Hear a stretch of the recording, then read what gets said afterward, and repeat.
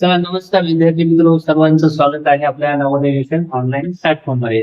पहा या ठिकाणी नवोदय प्रवेश परीक्षेची फॉर्म भरण्यास सुरुवात झालेली आहे आणि फॉर्म भरण्याची शेवटची तारीख आहे 31 जुलै. पहा 31 जुलैच्या अगोदर आपल्याला या ठिकाणी फॉर्म भरून घ्यायचा आहे. 31 जुलैच्या अगोदर आपल्याला फॉर्म भरून घ्यायचा आहे. तर हा फॉर्म भरायचा कसा त्याची आपण आज स्टेप बाय स्टेप मध्ये माहिती पाहणार आहोत. ओके, तर लक्षात घ्या, तुम्हाला 31 तारखेची या ठिकाणी वाट न पाहता फॉर्म लवकरात लवकर भरून घ्या आणि परीक्षेची तारीख देखील या ठिकाणी डिक्लेअर झालेली आहे 28 नोव्हेंबर. ओके, तर फॉर्म कसा भरायचा तर त्यासाठी आपण या ठिकाणी पाहूया एक एक पॉईंट. ओके, सर्वात अगोदर जवाहर विद्यालय ऑफिशियल वेबसाईट वर या ठिकाणी आपल्याला ऑफिशियल वेबसाईट घ्यायची आहे. हे आहे जवाहरलाल विद्यालयाची ऑफिशियल वेबसाईट. याची लिंक मी तुम्हाला डिस्क्रिप्शन मध्ये देतो. त्यानंतर तुम्हाला हे पेज आहे सर पहा, थोडस स्क्रोल केल्यानंतर या ठिकाणी आपल्याला दिसते बघा, sleep care registration form 6 JIP wasting 2728. Okay, तर आपण या ठिकाणी क्लिक केल्यानंतर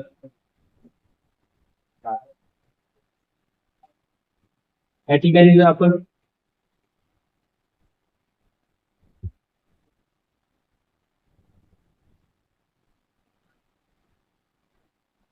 ओके ठीक आहे, पहा या ठिकाणी क्लिक केल्यानंतर हे पेज या समोर येते आहे. त्यानंतर आपल्याला इम्पॉर्टंट इन्स्ट्रक्शन या ठिकाणी दिलेले आहेत ते आपण वाचून घ्यायचे.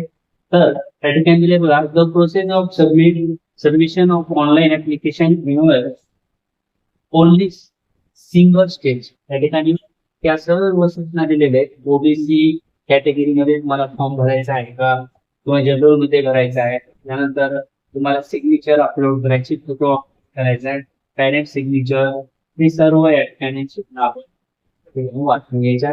त्यानंतर आपलं रेसिडेन्शियल सर्टिफिकेट पाहिजे. ओके, त्यानंतर इथंही आपल्याला काही सूचना दिलेल्या आहेत की आता candidates more apply for JEE exam previous, म्हणजेच आपल्या विद्यार्थ्यांनी नवोदय प्रवेश परीक्षा जी आहे किंवा JNVS परीक्षेमध्ये पडला नाहीये तर ते आपल्याला या ठिकाणी ह्या सूचना वाचल्याच्या नंतर लक्षात येईल. तुम्ही सर्व वाचून घ्यायच्या. आता या ठिकाणी पहा, इथं आल्याच्यानंतर आपण आपल्याला इथे विचारलेलं आहे काय की if candidates parents appear in declare that candidates fulfill in all the above eligible candidates, then click here the box yes or no. तुम्ही eligible आहात का तर yes. आता पुढे या ठिकाणी दिले क्या आपके pass Aadhaar, do you have Aadhaar number, तुमच्याकडे आधार नंबर असेल तर तुम्ही यस म्हणायचं.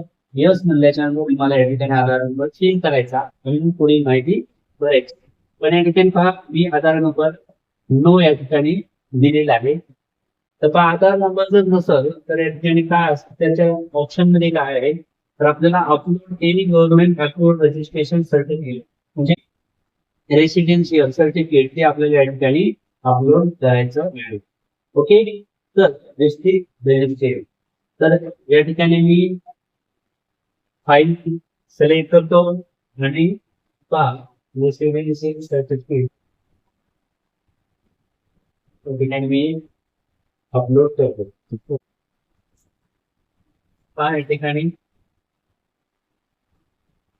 या ठिकाणी मी एक रेसिडेन्शियल सर्टिफिकेट अपलोड केलेलं आहे. हे तुम्ही ओरिजिनल करायचं. मी मला माहितीसाठी या ठिकाणी रेसिडेन्शियल सर्टिफिकेट अपलोड केलेलं आहे. त्याला सबमिट केल्याच्या नंतर तुम्हाला पुढील माहिती या ठिकाणी भरण्यासाठी तर पहा या ठिकाणी नेम ऑफ कॅन्डिडेट, तुमचं कॅन्डिडेटचं नाव घ्यायचं तुम्हाला जे असेल ते तुमचं. ठीक आहे, तर तुम्ही लिहू शकता तुम्हाला जे नाव द्यायचं ते राम.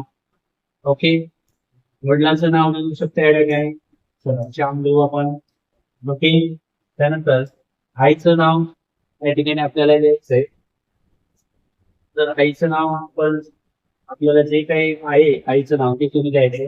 मी कधी जे नाव लिहिले म्हणजे डुप्लिकेट नाव वगैरे तुम्हाला ओरिजिनल या ठिकाणी जे विद्यार्थी असेल त्याचं नाव, त्याच्या वडिलाचं नाव, आईचं नाव या ठिकाणी द्यायचंय. ओके, तरी फाईलिंग झालंय. पुढे या ठिकाणी जनरल मेल फिमेल जे काय असेल ते त्या ठिकाणी निवडायचं. त्यानंतर जन्म तारीख या ठिकाणी निवडायची. जे विद्यार्थी असेल ती मोबाईल नंबर या ठिकाणी घ्यायचा. मोबाईल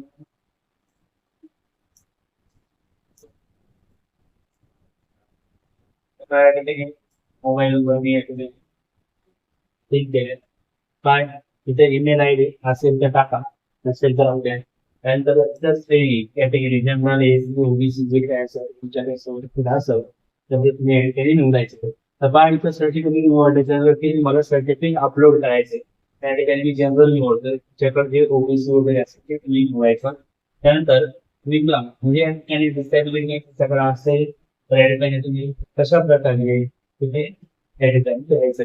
ओके, त्यानंतर इथं जर आपण समजा लिहिलं तर त्या ठिकाणी पण सिलेक्ट करताना लेस दॅन किती आहे ते सिलेक्ट करावं.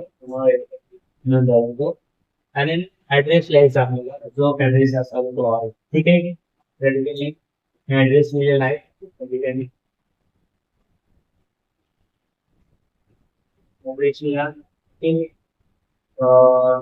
पण पुढं पिनकोड या ठिकाणी टाकायचा आपला जो असेल तो.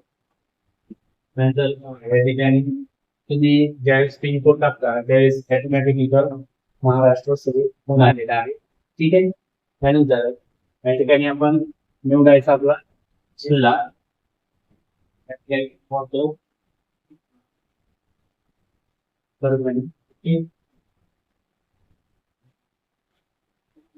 त्यानंतर ब्लॉक निवडायचा.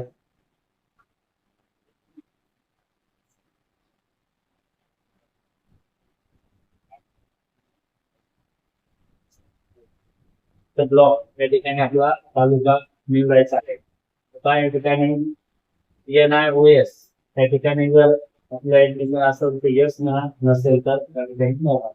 ओके, शक्यतो हे नोच असणार आहे. कारण या ठिकाणी या स्कूलमध्ये म्हणजे आपल्या स्टेट बोर्डची स्कूल असतात CBSE तसं ही नॅशनल स्कूल वगैरे असतात. त्याच्यामध्ये जर ऍडमिशन असेल तर हेच म्हणायचं. पुढे whether district is study or state and district residence is the same. म्हणजे तुम्ही पाचवीचा जे फॉर्म भरत आहात ते भरण्यासाठी तुमचा जिल्हा आणि ते एकच आहे का असं विचारलेले तर तो देश म्हणा. त्यानंतर इथे आलेले महाराष्ट्र निवडले. त्यानंतर हे जे आहे which is candidate in study in class. पाचवीच्या वर्गामध्ये जो विद्यार्थी आहे त्या ब्लॉक मध्ये चेंज प्रॉब्लेम असल्याने तुम्ही तुमचा तालुका वगैरे जायचं तो असेल. त्यानंतर परीक्षेचे जो मीडियम आहे तुम्हाला कोणत्या भाषेमध्ये यायचे तर आपण या ठिकाणी घेऊन जायचं. मराठी आता शाळेचं नाव द्यायचं या ठिकाणी नाव पण टाकतोय.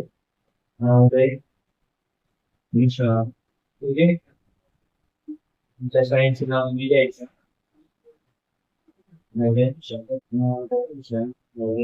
ओके, तिथं पहा तिसरीचं तुमचं शाळेचं नाव, चौथीच्या शाळेचं नाव, पाचवीमध्ये शाळेचं. ओके, त्यानंतर मान्यता या ठिकाणी मान्यता प्राप्त आहे. ओके, शाळा मान्यता प्राप्त आहे. शाळेची लोकेशन हे लोकेशन त्यांना माहिती असते. कारण इथं तुमची शाळा ग्रामीण आहे त्या शहरी शाळेच्या विचारून कारण काही शाळा आपल्याला शहरी आहेत असं वाटलं तरी त्या ग्रामीण मध्ये असतात. म्हणून हे तुम्हाला खूप महत्वाचं आहे. ते बघताना थोडंसं लक्ष द्या. तर त्या ठिकाणी शहरी निवडतो. ओके, तर या ठिकाणी प्रवेश म्हणजे आता तिसरीमध्ये तुम्ही कोणत्या वर्षी होता, कोणत्या महिन्यात होता हे डिटेल भरायचं. त्या ठिकाणी चौथीमध्ये कोणत्या वर्षी होता, कोणत्या महिन्यात, कोणत्या वर्षी मध्ये होतं ते सर्व माहिती ठिकाणी फिल करायची. आणि या ठिकाणी उत्तीर्ण वर्ष लिहायचं, तिसरीचं, पदवीचं आणि पाचवीचं. ओके, असा फॉर्म भरल्याच्या नंतर त्या ठिकाणी त्या सूचना ठिकाणी वाचायच्या. म्हणजे माता पिता म्हणजे आई वडिलांसाठी हे सुप्रसिद्ध आहे, तो वाचून घ्यायचे तरी. त्यानंतर या ठिकाणी पहा, तिथं अपलोड कॅन्डिडेट फोटो, कॅन्डिडेटचा फोटो अपलोड करायचा. बोलणी समजा हा फोटो अपलोड केला, कॅन्डिडेट म्हणजे तुमच्या विद्यार्थी असेल तर फोटो येईल आणि विद्यार्थ्याची सिग्नेचर येईल. ओके, सिग्नेचर आणि या आई त्याची सही म्हणजे कॅन्डिडेटचा येईल, कोणतं डॉक्युमेंट तर पास केलं येईल. ओके, आता सेव्ह अँड व्ह्यू याच्यावर क्लिक केल्यानंतर ही फॉर्म या ठिकाणी तुम्हाला एकदा पाहायला मिळेल काय काय याच्यामध्ये काय. तर या ठिकाणी मी आईवडिलाची सेव वगैरे या ठिकाणी अपलोड केलेली नाही. ओके, म्हणून हे सही केलेला फोटो केलं सही करा. आणि इथं मी डॉक्युमेंट मेथड केले भरायचं गरज इथं विद्यार्थ्याची सही तरी आपण बघूया. म्हणजे तुम्हाला फॉर्म कसा दिसतं हे दाखवेल. आता सेव्ह अँड व्ह्यू असं जर केल्याच्या नंतर हा फॉर्म डायरेक्ट आपण बाहेर आलो म्हणजे फॉर्मला भरणं झालाय पूर्ण. तर ते सेव्ह अँड व्ह्यू म्हणजे तुम्हाला पूर्ण फॉर्म परत एकदा व्यवस्थित वाचायचा, काय भरलंय काय नाही, आणि जर काही असेल तर ते दुरुस्त करून घेता येईल लागेल. आणि नंतर तुम्हाला सबमिट केल्याच्या नंतर त्या फॉर्मची तुम्हाला हे काढावी लागेल. ओके, अशा पद्धतीने तुम्ही जवाहरमध्ये विद्यालयाचा फॉर्म भरू शकता. फॉर्म काळजीपूर्वक भरा. तुम्हाला जर फॉर्म भरता येत नसेल तर तुम्ही जवळच्या नेट कॅफे किंवा सीएससी केंद्रावर जाऊन फॉर्म भरू शकता. काही जर तुम्हाला याच्यामध्ये प्रश्न विचारायचा असेल, तुम्हाला कोणतं सर्टिफिकेट हवं येणार तर तुम्ही कमेंटमध्ये विचारू शकता. आणि हा व्हिडिओ तुम्ही कुठल्या जिल्ह्यातून पाहता ते मला कमेंटमध्ये सांगा. नवोदयचा पूर्ण सिलेबस आपण नवोदय मिशन या नवोदय मिशन प्ले स्टोरला पण ऍप आहे, त्यामध्ये टेस्ट वगैरे आपण उपलब्ध करून देतो. त्यानंतर नवोदय मिशन ह्या युट्यूब चॅनलवर देखील तुम्हाला नवोदय एकदम फ्री मध्ये सर्व सिलेबस उपलब्ध आहे. चॅनलला नवीन असाल सबस्क्राईब करा, जेणेकरून तुम्हाला फ्री मिळेल अशाच पद्धतीने पाहायला मिळणार आहे. नवोदयचा बदललेला सिलेबस देखील या ठिकाणी आपण लागेल याचा व्हिडिओ ज्यापर्यंत अपलोड करणार आहोत. ओके, चला तर भेटूया पुढील व्हिडिओमध्ये. तोपर्यंत सर्वांना धन्यवाद.